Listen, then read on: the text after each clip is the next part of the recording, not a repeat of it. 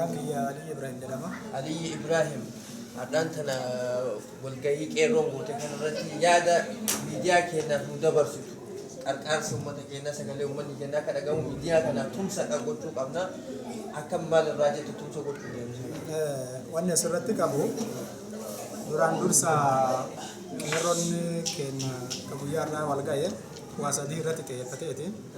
Inni tokko haala yeroo ammaa biyyattii keenya keessa jiru kanarratti walgahee.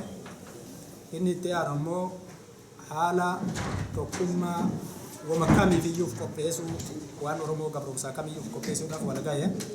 Inni sadaffaan ammoo miidiyaa kana miidiyaa gurra saba keenyaa miidiyaa dhuka saba keenyaa qaama kan kee keessaa qaami irraa yoo ati cabxi akka malee si miidhamu dhuki keessi jigu miidiyaan kun waan dhuka kenna ta'eef dargaggoonni kun kan har'a walitti qabamanii isa utubuuf ilma keenya kakaleessaa san guddifachuuf akkasumas san bira bahee dabree mootummaa wayyaanee ji'a tokko keessatti yeroo sadii buuse waan natti fakkaatu gara yeroo 13-14 akkana deebi'ee jira buusuusaa sabni kun dargaggoon kun lafaa ol ka'ee bakka wayyaaneen dhaqqabdee irraa fuutee lafa kaayuu hin dandeenye yoo isiin fuutee irraa lafa keetti ammoo akka nama uffata dhiqatee uffata lafa kaayee biyyeen irraa tuuteetti irraa dhiqatee qulqulleessee muka gubbaa afatee qorrisiifatutti haga dandeenyeen bira dhaabachuudhaaf waadaa saba keenyaa lammii keenyaa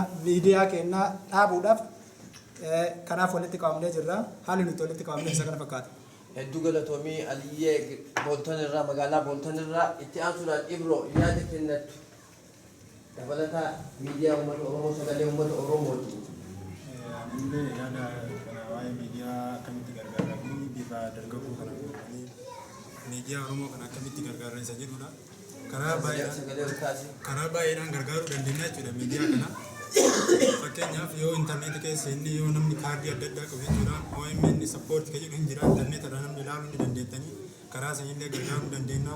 Akkuma jenne ammoo akkuma asitti ijaaramne kana jechuudha qarshii 5 guyyarraa jechuudha qarshii 5 yoo buufne ka dandeessan yoo iyyuu buuse jechuudha bifa sanii gargaaruu hin dandeenya. Maaliif yoo jennee miidiyaa kana amma har'a diinni karaa hedduudhaan deemu jira. Miidiyaa kanatu gurra Oromooti ija uummata Oromoo akkasuma immoo nasbee uummata Oromooti jechuudha. Akka dikkeetti ilaaluun qabu miidiyaan kun akkuma ija uummata Oromoo gurra uummata Oromoo waa mara jechuun qaama bakka uummata Oromoo jechuudha. Kana waan ta'eef diinni karaa hedduu irratti xiyyeeffate yeroo sadii akkasuma fakkaataa yeroo qaamni jechuun diinni kun jechuudha balleessuudhaaf yaadetti haa ta'uutii deeggarsuma uummata Oromootiin miidiyaan kun jechuudha ammallee toora irratti deebi'aa. Amma immoo diinni ammoo hin taa'u waan ta'eef halkanii guyyaa isa dhukkubsa waan ta'eef miidiyaa kana balleessuudhaaf baay'ee tattaaffii godhan jechuudha. Nullee akkasuma immoo akka isaan hin balleessine sappoorti goonee jechuudha.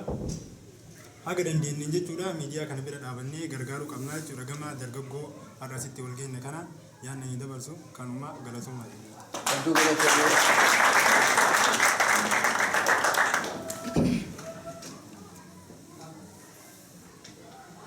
Kami negara yaada kita maqaan kee isin jedhama. Maqaan kan koo Abdul Wahab jedhama. Abdul Wahab naannoo isaarraa dhufte. Waldahan irraa dhufe. Waldahan irraa dhufte baga nagahaan nu dhufte yaadni ati nu dabarsitu maali? Galatoomaa jira carraa kana argachuu kan kooti. Dhaamsanii of course yeroo ammaa Oromoon uf beekee jira. Agarteetiin Oromoon gara kamiinuu sochii irra jira jechuudha. Sochii irra jira tokkoffaa. Sochiin keenya qabsoon keenya gara hedduuni jechuudha. Tokkoffaa miidiyaa kana miidiyaa OMN miidiyaan kun miidiyaa keenya miidiyaa Oromooti. Tokkoffaa bilisummaa argannee irra kara miidiyaati. Miidiyaa kana bira sabni Oromoo kamuu dhaabatuu qaba. Saba Oromoo qofaa miti warroonni mirga ilmaan namaa dhaabatanii mirga ilmaan namaatiif dhaabatan kamuu miidiyaa kana cinaa dhaabatuu qaban jechuudha. Keessattuu beektota Oromoo barattoota Oromoo hawaasni Oromoo miidiyaa kana yoo qarqaarin miidiyaa kam qarqaaru? Miidiyaan Oromoo qabu kami? Miidiyaan kun miidiyaa kennaa miidiyaa dhimma Oromootiif dhaabbate rakkoo Oromootiif dhaabbate gabrummaa waggaa 200 waliif Habashaan nu gabroomse waggaa 2 waggaa 3 keessatti miidiyaan bilisummaatti jirra. Oromoon wal arguu hin danda'u rakkoo Oromoo irra ga'u namni arguu hin danda'u miidiyaa kana baasee mul'isuu jira. So miidiyaan kun miidiyaa keenya waan ta'eef bira dhaabbatuu qabna. Miidiyaa kana deeggaruu qabna karaa kamiinuu ta'anaan bilisummaa tokkoffaa miidiyaan argamu of duuban deebi'u jechuudha. Bilisummaa lammaffaa ni dhaqqabna itti jira. Sawwaan ta'eef miidiyaan kun miidiyaa keenya bira dhaabbatuu qabna. Yoomuu taanaan duubatti jedhuu hin qabnu yaadni kiyya kanumaa.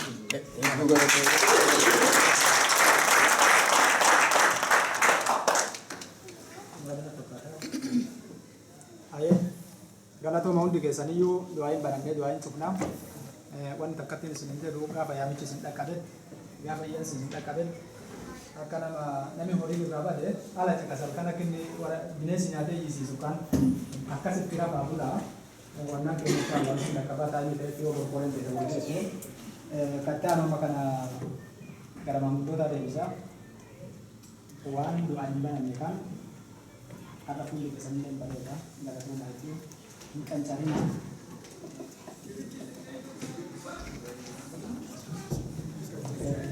Kancarina, orang di sini dulu akan orang sini dah masuk. Orang di negara aku ni kakak itu nanti perkara jadi apa?